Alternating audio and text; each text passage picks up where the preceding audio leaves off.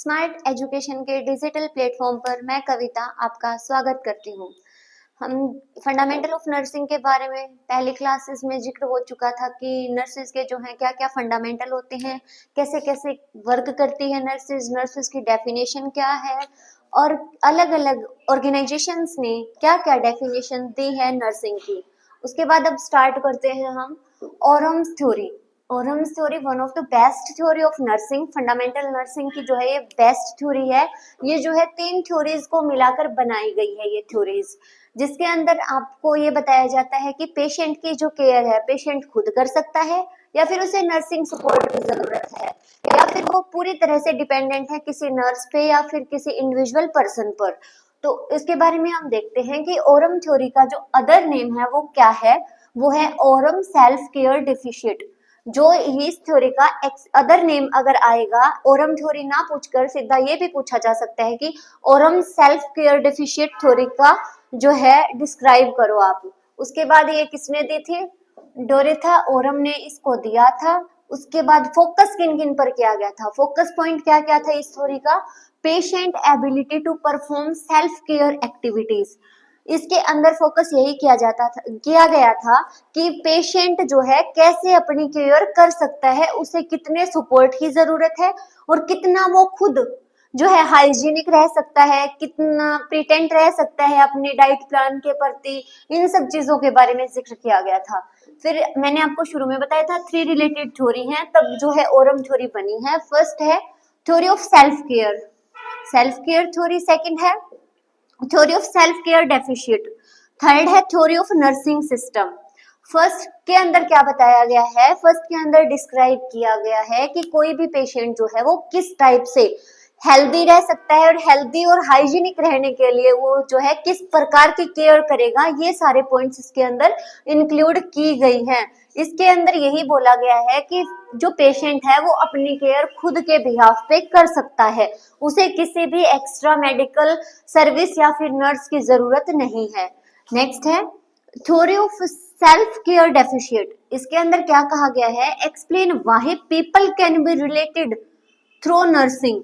जो पीपल है इस थ्योरी के अंदर एक्सप्लेन किया गया है कि किसी पर्टिकुलर पेशेंट को या पर्सन को कितनी नर्सिंग केयर की जरूरत है, कि वो पूरी तरह से तो ठीक है नहीं, लेकिन वो पूरी तरह से डिपेंडेंट भी नहीं है किसी नर्सिंग स्टाफ के ऊपर। लाइक जैसे उसके हाथ पे चोट लगी है, अगर वो बाकिंग कर रहा है तो उसका पीछे हाथ नहीं जा रहा, तो उसे सिर्फ इतने ही सपोर्ट की जरूरत है नर्सिंग के, बाकी वो अपनी हाइजीन का खुद ध्यान रख सकता है। नेक्स्ट थ्योरी के अंदर क्या बताया था? Theory of nursing system. इसके अंदर एक्सप्लेन किया गया था relationship that must be about maintain nurses to be a patient. कि इसके अंदर बताया गया था कि जो पेशेंट है वो नर्सिंग के ऊपर प्रॉपरली डिपेंड है, वो अपना कोई भी काम खुद से नहीं कर सकता, वो हाइजीन जो है अपनी हाइजीन का खुद से ध्यान नहीं रख सकता, वो फूड भी खुद से नहीं खा सकता और वो प्रॉपरली मतलब अपनी केयर करने में अक्षम है, असमर्थ है। ऐसे जो पेशेंट है उनको इंक्लूड किया गया था थ्योरी ऑफ नर्सिंग सिस्टम के अंदर। इसके अंदर बिल्कुल डेफिशिएंट, जो बिल्कुल मतलब जैसे मान लो किसी का हाथ बिल्कुल ही काम नहीं कर रहा तो वह कैसे खाना खा सकता है, इस टाइप के पेशेंट को लिया गया था। अब ये नोट डाउन करो, उसके बाद आगे थ्योरी समझाती हूँ।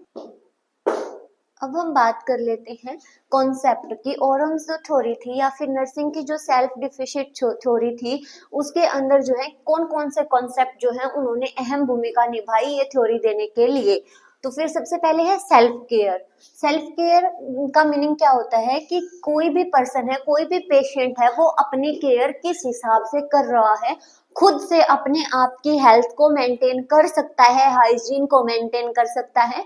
इन सब पहलुओं का जिक्र सेल्फ केयर के अंदर किया गया। दूसरा था थेरेपेटिक सेल्फ केयर डिमांडेड, कि इसके अंदर बताया गया कि किसी पेशेंट को कितनी मात्रा में या फिर कितनी क्वांटिटी और क्वालिटी के अंदर नर्सिंग केयर की जरूरत है। 20%, 40% या 60%, इस हिसाब से इसके अंदर जो है बताया गया था। उसके बाद आता है self care agency. Self care agency का मीनिंग मेनली जो है नर्सिंग से ही रिलेटेड है, मतलब कि कोई पर्सन जो है प्रॉपरली हॉस्पिटल अथॉरिटी या फिर नर्स के ऊपर ही बेस्ड है अपनी हाइजीन के के लिए, अपने बॉडी की मेंटेनेंस के लिए, तो ऐसे पर्सन को इंक्लूड किया जाएगा सेल्फ केयर एजेंसी के अंदर। फिर आता है सेल्फ केयर डिफिशिएंट, कि कोई पर्सन है वो कहता है कि मेरे को बुखार हो रखी है, लेकिन वो मतलब खुद से बात भी कर सकता है, वो खुद से फूड भी टेक कर सकता है, मतलब कि उसको जो है पर्सनली केयर की नहीं लेकिन मेडिसिन के अकॉर्डिंग जो है नर्स या डॉक्टर की जरूरत होती है, तो ये है सेल्फ केयर डेफिशिएंट। फिर आता है नर्सिंग एजेंसी, कि नर्स जो है वो इसके अंदर डिसाइड करती है या फिर पेशेंट की कंडीशन जो है डिसाइड करती है कि उसे कितनी मात्रा में नर्स की सहायता की जरूरत है। तो ये सारे कॉन्सेप्ट को ध्यान में रखकर वो 3 थ्योरी जो मैंने जिक्र किया था कि कैसे कैसे जो है पेशेंट को हैंडल करती है नर्स, वो डिपेंड करती है। फिर आता है नर्सिंग सिस्टम। इस थ्योरी के अंदर बताया गया कि नर्सिंग के क्या क्या सिस्टम होते हैं। फर्स्ट है Holi compensatory system. Holi compensatory system के अंदर क्या आता है कि कोई पर्सन जो है प्रॉपरली डिपेंड होता है, पेशेंट जो है डिपेंड है प्रॉपरली नर्स के ऊपर, हॉस्पिटल स्टाफ के ऊपर, मतलब कि किसी का इतना तगड़ा एक्सीडेंट हो रखा है कि वो कुछ भी नहीं कर सकता, वो फूड इनटेक भी नहीं कर सकता, तो उसे लिक्विड के फॉर्म में या फिर किसी भी फॉर्म में जो फूड प्रोवाइड करती है वो नर्स या फिर हॉस्पिटल स्टाफ प्रोवाइड करता है, तो वो पेशेंट इस कैटेगरी में आता है। फिर आता है पार्शियली। पार्शियली के अंदर आता है कि कोई पर्सन जो है आधे काम तो अपने खुद कर सकता है, जैसे डाइट प्लान बना के दे दिया वो खुद खा सकता है। दूसरा, अगर बोल दिया जाए कि आपको स्पंज की हेल्प से मतलब अपने शरीर को पहुंचना है तो वो खुद से पहुंच सकता है, तो वो आ गया इसके अंदर पार्शियली के अंदर। सुपोर्टिव के अंदर कौन सा पेशेंट आता है जिसके थोड़ी बहुत कोई इंजरी हो रखी है और वो सारे काम अपने खुद से कर सकता है लेकिन थोड़ी बहुत मेडिकल केयर की जरूरत होती है, तो वो आ गया सुपोर्टिव सिस्टम के अंदर। तो इतना आप नोट डाउन करो। इसी के बाहर बाहर जो है ये थ्योरी दी गई है, ये जो है बेसिक पॉइंट्स थे थ्योरी के। अब आप खुद से इस थ्योरी को रीड आउट करोगे, उसके बाद आपको पता चल जाएगा कि इस थ्योरी के अंदर किस टॉपिक के अंदर, किस थ्योरी के अंदर किन बातों का जिक्र किया गया है। यानी कि आपका बेसिक्स मैंने इस थ्योरी का क्लियर करवा दिया है।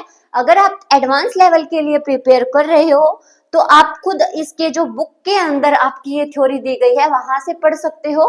और अगर कुछ समझ नहीं आता है तो आप डाउट सेक्शन में, कमेंट में डाउट सेक्शन में डाल सकते हो कि आपको क्या समझ नहीं आया। अगर आपको क्लास अच्छी लगी हो तो लाइक, शेयर और सब्सक्राइब कीजिए। धन्यवाद।